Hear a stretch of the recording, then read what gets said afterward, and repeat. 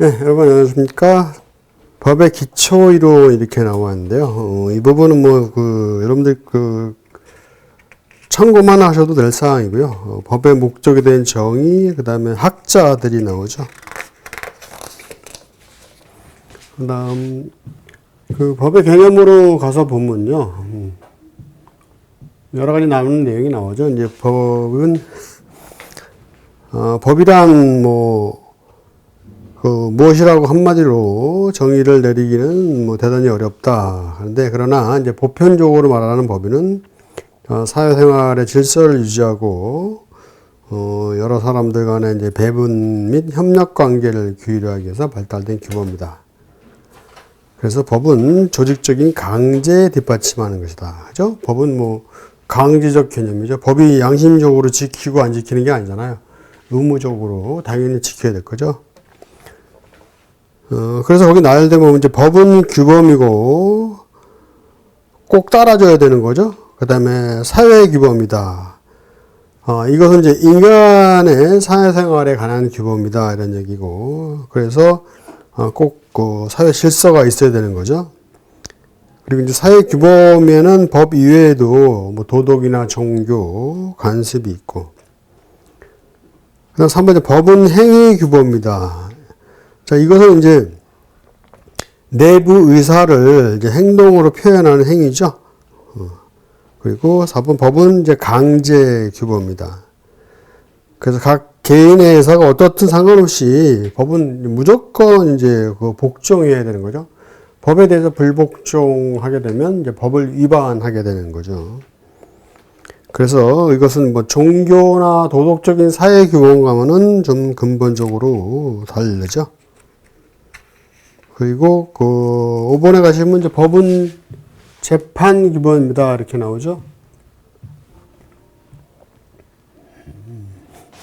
재판 규범이라는 것은 어떤 법을 어겼을 때 그 재판을 받아서 재판에 의해서 그 법을 어긴 그 형량 정도가 달라지잖아요. 그래서 이제 판결의 기준을 제시해 주는 거고, 그 다음에 이제 법은 조직규범이다.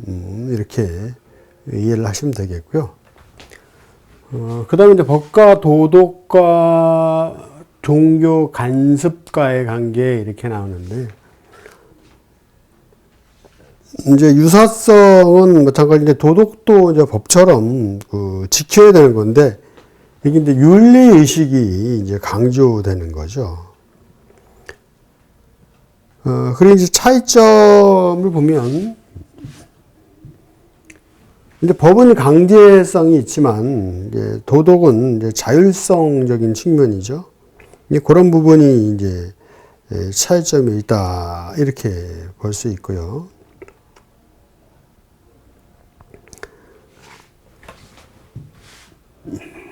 다음 법과 종교로 가서는 마찬가지로 이제 종교도 특수한 이제 규범 의식이 있죠. 종교에서 지켜야 될 그럴 부분이죠. 그래서 종교는 사람의 심신의 안정 이런 걸 달성하는데 이제 목표적인 측면이 있지만, 법은 이제 사회 질서 유지를 위한 강제성이 그 목적이 있고, 이제 법은 이제 양면성을 띠고 있죠. 그래서 법의 의무를 다함으로써 권리를 가질 수 있다 이거죠.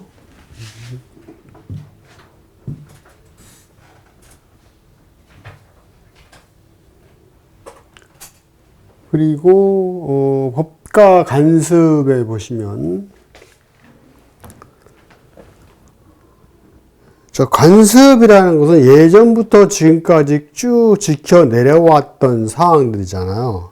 그래서 이 간섭은 외형적인 존재로서 법이라는 이제 형태를 취하면서 외면화, 그다음에 타일화, 공론화되어 왔다.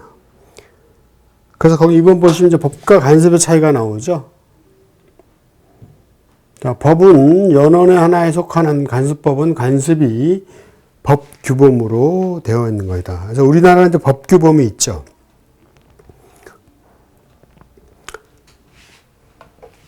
그 다음에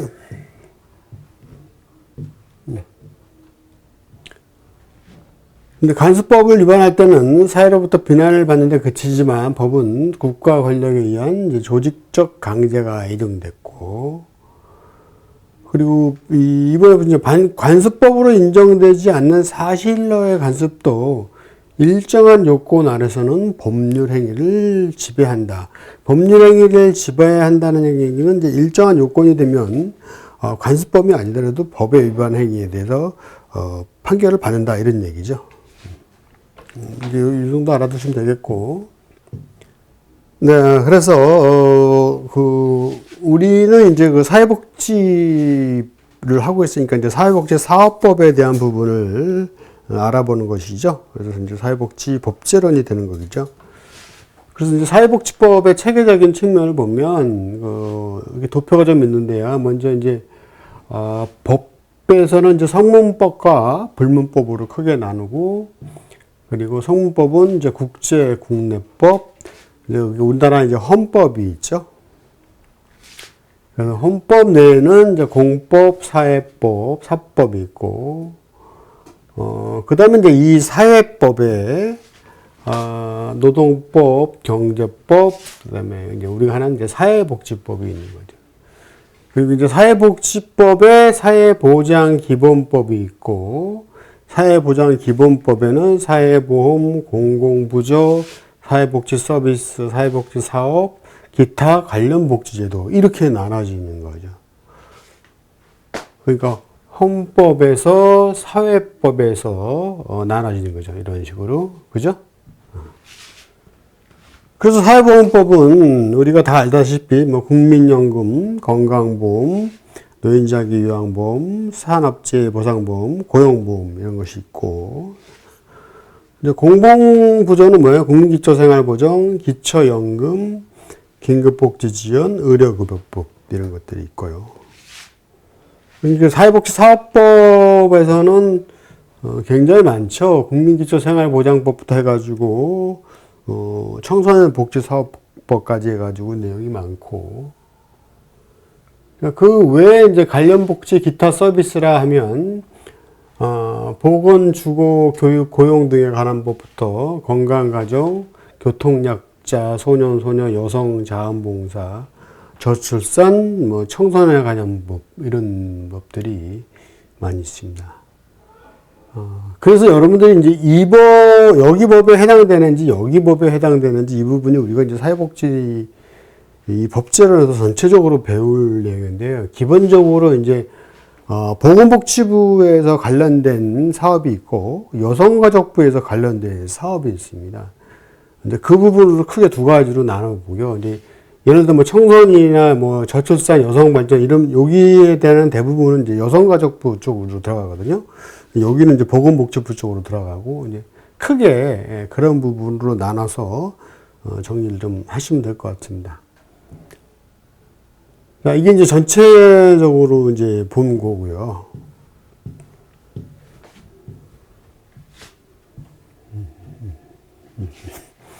그래서 이제 성문법과 불문법부터 좀 보면, 그러니까 성문법이라는 것은 말 그대로 문서화된 법이고요. 불문법이라는 것은 문서화되지 않은 법이죠. 그래서 여기 보시면, 자, 일반적으로 법원이라 하면 법의 존재 형식으로, 표현 형식에 따라서 성문법, 불문법 크게 나누고 있다. 보통은 성립 형식에 따라서 법률, 명령, 간수법, 판례법 등으로 나뉜다. 그래서 첫 번째 성문법은 문자로 표현되고 문서의 형식을 갖춰서 제정된 법이죠. 자, 문자로 표현되고 문서의 형식을 갖춰서 제정 공포된 법규범을 말한다. 그리고 이제 한편으로 성문법은 이게 이제 성문화되고 제정된다는 점에서 뭐라 그래요? 제정법이라고도 하고 있죠.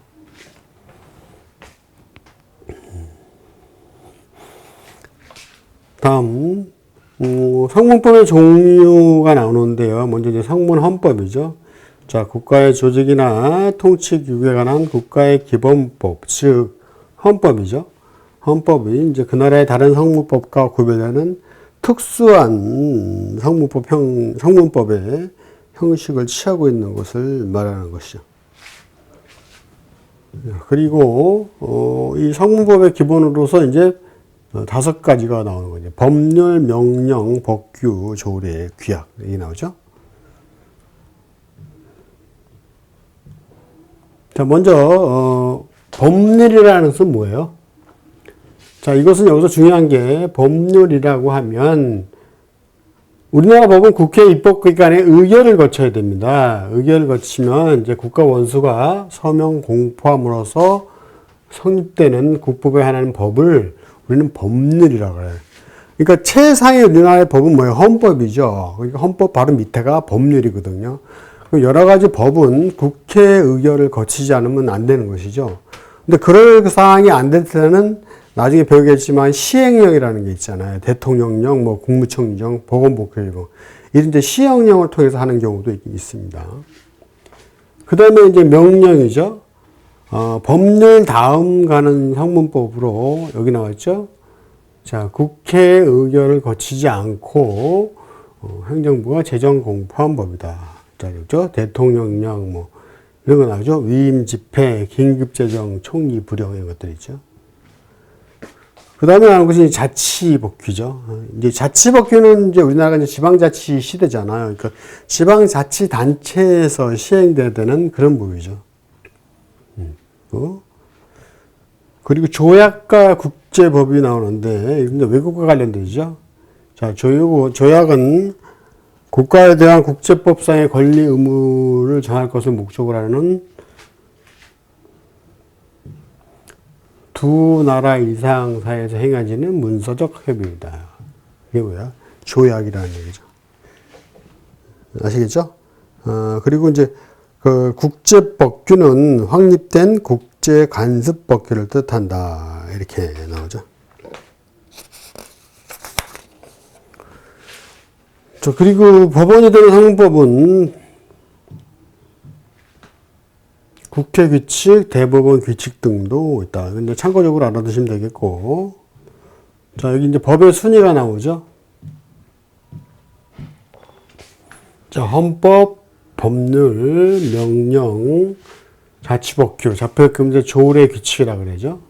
그러니까 헌법, 법률, 명령, 조례, 규칙. 그래서 여기가 최고 상위법이죠. 여기가 하위법이죠. 그래서 하위법은 상위법의 법에 저촉해서는 안 된다. 예를 들어서 이런 자치법규 이런 것이 명령에 저촉돼서 여기보다 위에 살 수 없다는 얘기예요. 그죠? 그리고 하위법으로서 상위법을 개정 또는 폐지시킬 수 없다. 상위법 위선이라는 게 아니라. 아시겠죠? 자, 이런 내용적인 부분 이해하시면 되겠고, 그 다음에 이제 불문법이 있었잖아. 자, 특별히 성문화되지는 않았으나, 법으로서의 성격이 인정되어 있는 법이죠. 즉, 문자로 표현되고 권력자에 의하여 일정한 절차에 따라서 제정된 법 이외의 모든 법을 불문법 또는 비제정법이다. 그래서 불문법의 대표적인 종류가 이거죠. 관습법과 판례법이. 그리고 여기에 조리까지 포함하는 경우도 있어요. 자, 관습법은 뭐예요? 말 그대로 예전부터 행해져 왔던 그런 습관들을 얘기하는 거죠. 그래서 사회 간행에 의해서 발생된 사회생활의 규범이 불문의 형태로 사회력, 국가력에 의해서 뭐예요? 법적 규범으로 승인되고 강행되는 것을 뭐예요? 관습법이라고 하는 거죠. 그러니까 성문법이라는 게 발달하기 전에는 모두가 다 관습법적이었겠죠. 성문법이 발달하기 전에는 대개 모든 법이 관습법으로 존재했었어요. 하지만 반면에 이제 관습법이라고 해가지고 모든 것이 이게 법적 효력이 있는 것이 아니고, 이 관습 중에서도 이제 어떤 법적으로 확신이 수반된 것, 이런 것이 이제 관습법으로서 법적 효력이 있는 것이죠. 그리고 이 부분이죠. 자, 디귿에 보시면, 자, 우리나라에서는 관습법이 단지 어떤 이제 보충적인 효력으로 인정되고 있는 거죠. 그래서 민법 제1조에 민사에 관하여 법률의 규정이 없으면 어디요? 관습법에 의하고 관습법이 없으면 조례에 의한다. 규정되는. 그러니까 최상위법에 의해서 쭉 내려오다가 만약 그게 없으면 관습법 조례까지도 내려올 수 있다는 거죠. 자, 성문법에 없으면 관습법을 보고 관습법에도 없으면 조리로 내려와 가지고 진행된다 이런 얘기죠. 자, 그러면 이제 판례법은 뭐냐? 판례법은 판례를 법원으로 인정하는 경우에 판례 형태로 존재하는 법이다 이렇게 나왔죠. 그러니까 판결을 한 그 예가 있을 거 아니에요, 예전에. 그걸 모아놓은 것이 이제 판례법이 되는데, 이 부분이 이제 법으로 인정이 된다는 얘기죠. 자, 이 판례법에서 우리 밑에서 세 번째로 보시면요. 자, 우리나라에서는 제도상으로는 판례가 구속력이 보장되어 있지 않습니다. 판례법을 인정하지 않습니다. 그리고 실제로는 구속력이 강하게 작용하고 있다. 이렇게 볼 수 있는 거죠. 즉 무슨 얘기냐면 판례가 계속 쌓이게 되면 이게 관습법으로서 법원의 지위를 차지하게 된다는 거죠. 하지만 제도상으로서는 판례가 구속력 보장은 없다. 이렇게 보시면 되겠죠. 그 다음에 조리는 뭐예요? 마지막으로. 자, 사물의 본질의 법칙, 즉 도리를 조리라고 하는 거죠. 도리. 꼭 지켜야 되는 사회 통념이나 풍속 이런 부분들이 얘기죠. 그래서 간습법이 없으면 어디에 의결한다 그랬어요? 조리에 의뢰한다 이렇게 얘기를 하고 있습니다. 이것이 이제 상원법과 불문법의 그 차이점 및 내용들이었고요. 그 다음 이제 법의 적용과 해석으로 가서 좀 보겠습니다.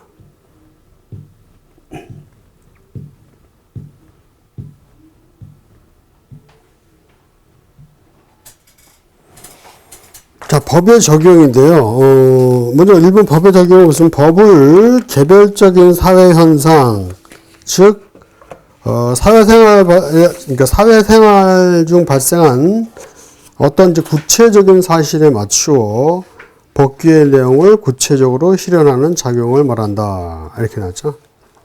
그래서 이번 이렇게 법의 적용 순서를 보면, 자, 법적 가치 판단을 받는 사회 현상을 정확하게 확정 짓는 사실 확정의 문제이다. 그렇죠? 당연하죠? 자, 그 판단의 기준이 될 법의 의미 내용을 명확하게, 확정하게 법 해석의 문제를 기치로 이루어진다. 이렇게 하는 거죠. 자, 이거 예를 들어서 보면 이렇게 보죠? 예를 들어 보면, 이제 A가 B를 죽였다는 사회 현상이 있을 때, 실질적으로 A가 B를 죽인 사실이 있는지 여부를 정확하게 확정 지어야 되잖아요. 그죠? 자, 사실 확정이 나왔죠? 그리고, 자, 죽인 사실이 만약에 드러나면, 우리나라는 이제 살인죄로 형법 250조에 사람을 살해한 자는 사형 무기 또는 5년 이상의 징역에 처한다. 이렇게 이게 나와 있어요. 그런데, 이것은 이제 하나의 어떤 추상적인 법조문이라는 얘기죠. 이게 무슨 얘기냐면, 꼭 사람을 죽였기 때문에 사형 무기 5년이 되는 건 아니잖아요. 즉, 사형으로 처할 것인지, 5년의 징역을 처할 것인지, 여기에 대한 이제 문제가 발생이 된 거죠. 그래서 추상적인 법조문이라는 거지. 그래서 이 법을 집행하기에 앞서서 뭐래요? 심신미약 같은 걸 보죠. 이런 여러 가지 사항을 참작해가지고, 징역 7년이라는 구체적이고, 합법적인 판결을 내리는 거죠. 그러니까 법에 명확하게 정해져 있지만 그 부분 자체는 추상적인 부분을 가지고 있다. 이렇게 내시면 되겠습니다. 자, 이게 이제 법의 적용적인 측면이었고요. 그 다음에 이제 법의 해석으로 가서는, 자, 그럼 법 전체를 어떤 식으로 해석할 것이냐. 자, 법의 해석이란 법을 구체적으로 적용하기 위해서 그 법규의 뜻을 체계적으로 이해하고 법의 목적에 따라서 규범의 의미를 명확히 하는 이론적, 기술적 조직을 말한다. 자, 그렇다면 법 해석이 필요한 이유가 무엇이냐 이거죠. 자, 이것은 법의 해석이 필요한 것은 성문법에 있는 거죠. 성문법은 문서로 만든 법이잖아요. 인간이 제정한 법인 만큼 완전 무결하다고 볼 수 없기 때문에 해석이 필요하다 이런 얘기죠. 그래서 성문법은 대부분의 추상적이고 일반적으로 규정되어 있고 구체적인 현상에 대해서 일일이 적합하게 규정되어 있지 않나. 조금 전에 이해에서 나왔죠. 그렇기 때문에 성문법은 이제 추상성이 있다. 그러니까 뭐가 필요한 거예요? 법의 해석이 필요하다 이렇게 보는 거죠. 그럼 어떤 식으로 법을 해석할 것이냐 이거죠. 이제 법의 해석 방법이 나온 거죠. 자, 첫 번째가 유권 해석이라는 게 있죠. 자, 광의의 의미로는 국가기관이 행하는 법의 해석을 총칭하나 보통은 협의의 의미로 입법 해석만을 가리킨다 이렇게 나오는데, 자, 용어들이 좀 낯설죠. 자, 입법 해석이라는 것은 법을 제정한 기관, 설립자에다가 법법자니까 그 기관이 행하는 법의 해석이다 이렇게 보시면 돼요. 그래서 밑에 줄 보시면 자, 새로운 법을 제정하는 경우도 있다. 없으면 새로운 법을 만들어서 해결해야 되니까. 그래서 같은 법 속에서 해석을 제시하는 경우도 있고 또 이미 존재하는 법에서 의의가 있을 때는 새롭게 제정하기도 한다는 거죠.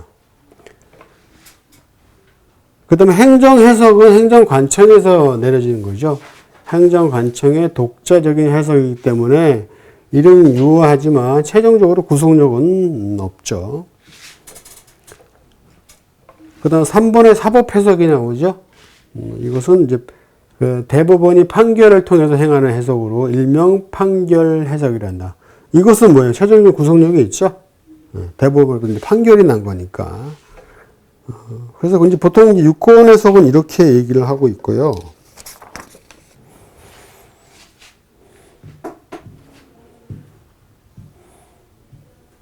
그 다음에 이제 학문적인, 학문 이론에 입각해서 하는 것이 이제 학리 해석이라고 그러거든요. 크게 두 가지, 이제 물리 해석과 논리 해석이 있는데요. 자, 물리 해석이라는 것은,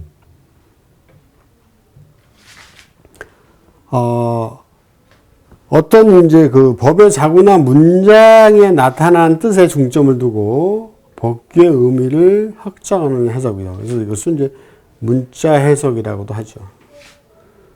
그래서 물리 해석은 이제 목적 해석의 절차적 방법으로서만 중요하고, 법문 중에 있는 특이한 용어에 대해서 주의해야 된다. 그래서 이제 법은 이제 해석을 할 때 특히 이제 용어적인 측면을 잘 해석을 해야 됩니다. 그 다음 논리 해석은 뭐예요? 한 법문과 다른 법문 간의 관계, 그 다음에 입법의 목적, 사회생활의 구체적인 합리성과 필요성 등을 통해서 체계적으로 법을 고찰하고 사회생활면을 관찰하는 등 여러 가지 그 참된 논리적인 부분을 해석하는 논리 해석적인 측면이다. 이렇게 보는 것이 이제 논리 해석이죠. 그런데 이제 이 논리 해석도 뭐 다 틀리지는 않지만 너무 지나치게 형식 논리에 편중될 수도 있겠죠. 실질적으로 사회에 적합하지 않는 이제 모순이 생길 수도 있겠고, 그 다음에 법문을 떠나서 마음대로 논리적으로 이제 전개를 할 수는 없죠. 그래서 이런 이제 결과적인 측면에서도 문제가 발생할 수 있고, 확장 해석은 이제 법규의 명제나 용어를 이제 일반적으로 넓게 이제 해석하는 얘기죠. 넓게 이해하는 법 해석 방법이다 보시면 되겠고요. 축소는 이제 확장 해석에서 이제 하나 좀 반대적인 개념이죠.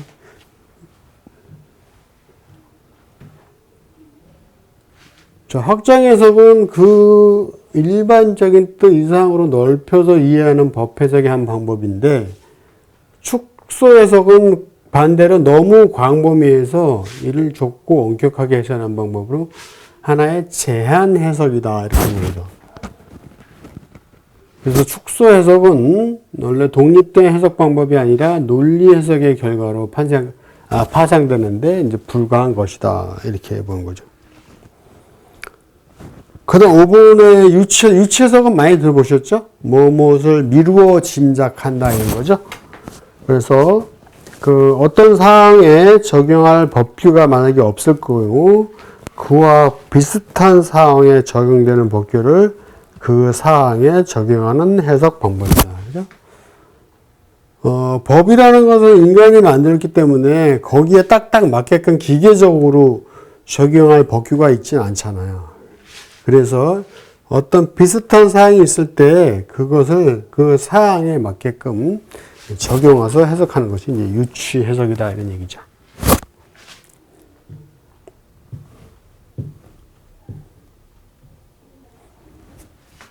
다음 이제 반대 해석이라는 거죠. 이제 법문에 명시되어 있지 않는 사항.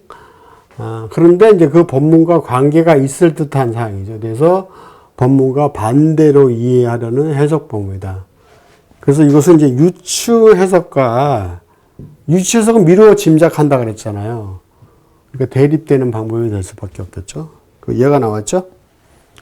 자, 어느 공원에서 차마 통행 금지라는 표시가 붙어 있다면, 자, 문리 해석으로 보면, 자동차와 마차 따위는 공원에 들어가지 못한다, 이해가 되죠? 근데 이걸 좀 넓게 확장을 해보면, 자, 손수레도 들어가면 안 된다고 이해가 되겠죠. 바퀴가 달렸으니까요. 그런데 우리가 일반적으로 공원이라는 환경으로 보면 유모차만은 들어가도 좋다고 이해할 수 있겠죠? 자, 이런 게 뭐예요? 유모차를 차마에서 제외해 볼 때 이게 뭐야? 축소했죠? 어떤 축소 해석이 되죠.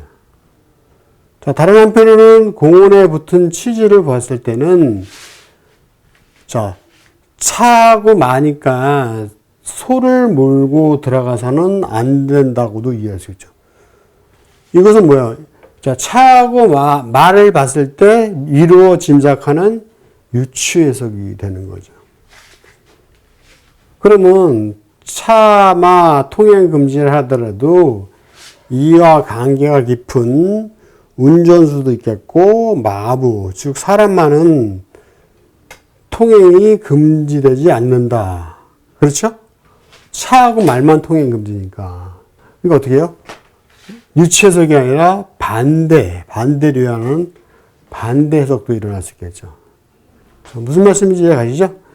자, 요 예를 잘 읽어보시면 지금 뭐 여기에 뭐 확리, 확장, 축소, 유치 이런 해석이 다 나왔기 때문에 쉽게 이해가 가실 겁니다. 자, 이런 식으로 해가지고 법의 해석의 논리가 여러 가지로 달라져서 그 추상적인 면에 대해서 구체적이고 획일적으로 확실하게 해석을 해서 판결을 내리고 집행을 하는 게 이제 법의 논리다. 이런 이제 개념적인 부분만 이 장에서는 이해를 하시면 될 것 같습니다. 네, 이번 시간 여기서 마치겠습니다. 수고하셨습니다.